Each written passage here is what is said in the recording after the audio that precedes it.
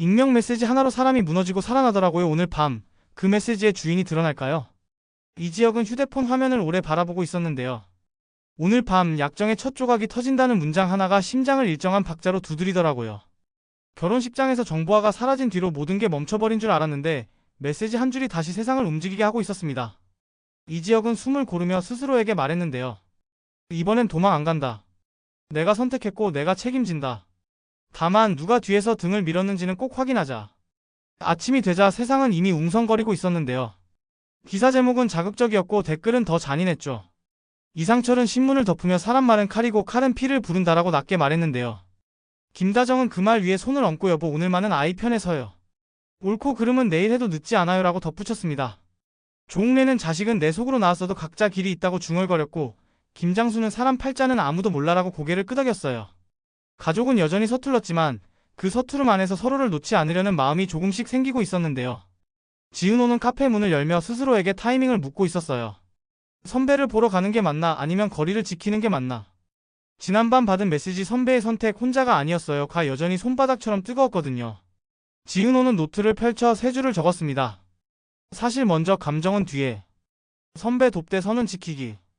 약정 진위는 내가 확인하기. 적고 나니 마음이 조금 가벼워지더라고요. 그때 박성재가 카운터 앞에 조용히 섰습니다. 은호씨 오늘은 인사만 하고 갈게요. 혹시 필요하면 언제든 부르세요. 지은호는 고개를 끄덕였는데요. 고마움과 미안함이 섞인 표정이었습니다. 한편 이지혁은 진짜를 확인하려면 현장을 밟아야 한다고 생각했는데요. 그래서 약정서에 찍힌 날짜와 맞물린 납품 동선을 뒤쫓기 시작했습니다. 하청 사장을 찾아가 그날 전화 한 통이 먼저 오지 않았냐고 물었고 하청 사장은 난감한 표정으로 물컵을 만지작거리며 결국 고개를 끄덕였습니다. 큰 데에서 앞으로 막히는 일 없게 해주겠다고 하더라고요. 근데 그 말이 결혼 소문 돌던 그 주에 나왔어요. 말은 짧았지만 내용은 길었는데요. 하청 사장의 입에서 튀어나온 단어는 타이밍과 보장이었어요. 이지혁은 그 둘 사이의 선을 머릿속에 굵게 그었습니다. 보장을 약속한 쪽 그쪽이 방아쇠를 당겼다. 그 시각 박성재는 박진석의 사무실에서 서류를 넘기고 있었습니다. 박진석은 단호했는데요. 성재야 이미지는 곧 돈이고 돈은 권력이야. 지혁은 이번에 끝났고 우린 길을 열어줘야 해. 고성희는 미소로 거들었죠. 흔들릴 때 손 내미는 사람이 방향이 된다니까. 그 방향을 우리가 만들 수 있어. 성재는 가만히 듣다가 드물게 단호한 목소리로 말했는데요. 저는 친구를 잃고 싶지 않아요. 회사도 지켜야 하는 건 아는데 둘 중에 하나만 고르라는 말은 하지 마세요. 박진석의 눈빛이 잠깐 멈칫했는데요. 그 멈칫이 아들의 표정을 오래 본 사람만 알아챌 수 있는 미세한 흔들림이었어요. 오후 약정 관련 첫 보도가 떴는데요. 대기업 H 특정 약정으로 협력업체 줄 세우기 의혹. 기사에는 실명이 없었지만 날짜와 도장 윤곽, 담당 부서 이니셜이 모두 연결되고 있었어요. 댓글은 순식간에 타올랐죠. 그럼 신부 정보화가 도망친 건? 이라는 의심이 꼬리를 물었어요. 이지혁은 화면을 끄며 혼잣말로 정리했는데요.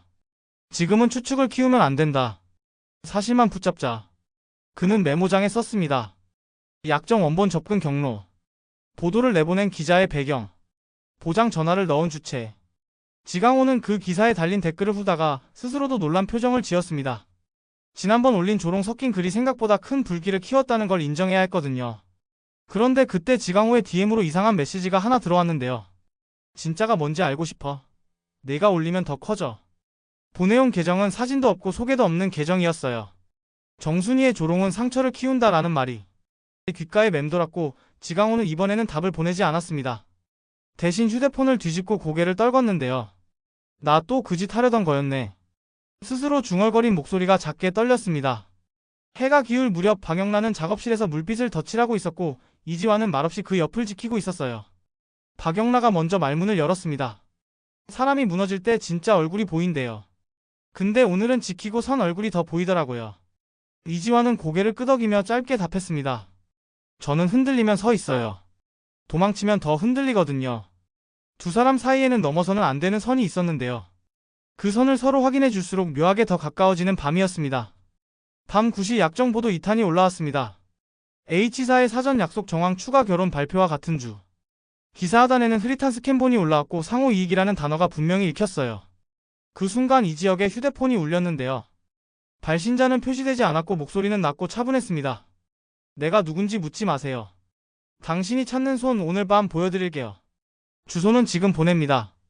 통화가 끊기자마자 위치 링크가 도착했는데요. 이 지역은 오래 망설이지 않았습니다. 이번엔 내가 직접 본다.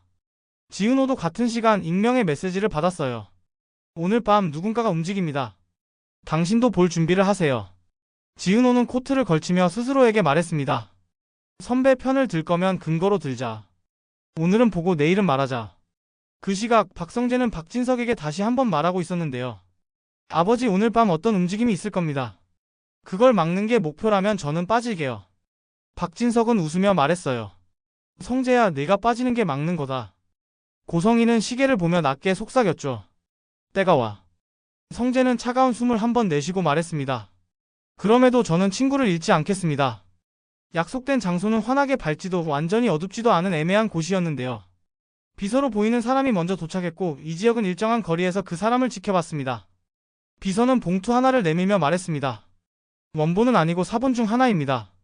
도장과 날짜를 보면 누가 문을 열었는지 감이 올 거예요. 이 지역이 봉투를 열자 눈에 들어온 건 익숙한 인장과 내부 협력 안정화라는 표현이었는데요.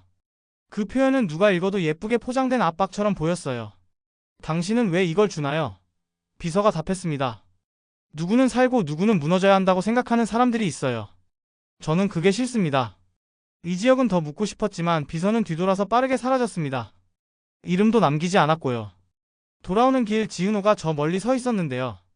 차가운 공기 속에서도 눈빛은 맑았습니다. 선배, 이제 알겠어요. 누군가가 등 뒤에서 문을 열어줬고 누군가가 그 문 안으로 선배를 밀어 넣었어요. 이 지역은 짧게 고개를 끄덕였죠. 은호야, 네가 본 것도 내가 받은 것도 진짜일지 아직 몰라. 그래서 더 조심하려고. 지은호는 한 걸음 다가가 말했습니다. 감정은 잠깐 접어둘게요. 내일 아침 저는 기자를 만나서 문서 진위를 확인할 거예요. 선배는 그 보장 전화를 누가 돌렸는지 끝까지 확인해주세요.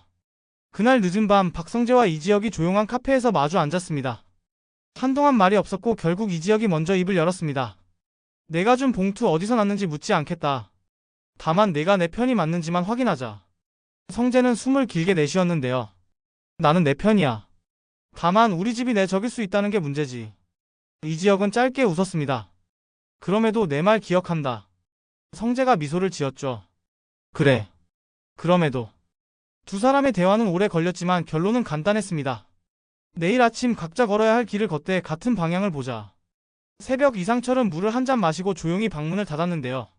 김다정은 그 뒷모습을 보며 여보, 오늘은 믿어봅시다라고 속삭였습니다.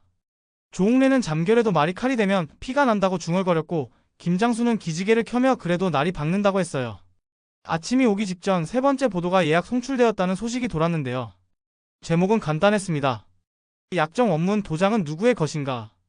이지혁은 휴대폰을 내려놓고 깊게 숨을 들이마셨습니다. 오늘 누군가는 무릎 꿇고 누군가는 일어선다. 그때 메시지가 하나 더 도착했어요. 발신자는 표시되지 않았고 문장은 간단했죠.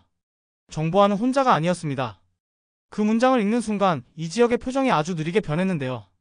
놀람, 분노 그리고 알 수 없는 연민이 번갈아 올라왔다고 했습니다. 그 사람 결국 선택당한 사람이었을까? 그 마지막 질문이 구화의 문을 닫았는데요. 대답은 아직 아니었고 그래서 더 궁금해지는 아침이 다가오고 있었습니다. 그리고 화면 밖에서 각자의 결심은 단단해졌는데요. 이지혁은 진실을 끝까지 확인하겠다고 마음을 묶었고 지은호는 감정 대신 사실로 선배 곁을 지키겠다고 다짐했으며 박성재는 우정과 가문 사이에서 그럼에도 친구 편에 서보겠다고 결심했죠. 박진석과 고성희는 움직임의 속도를 높이려는 눈빛을 맞췄고 지강호는 처음으로 조용히 멈춰서는 법을 배웠습니다.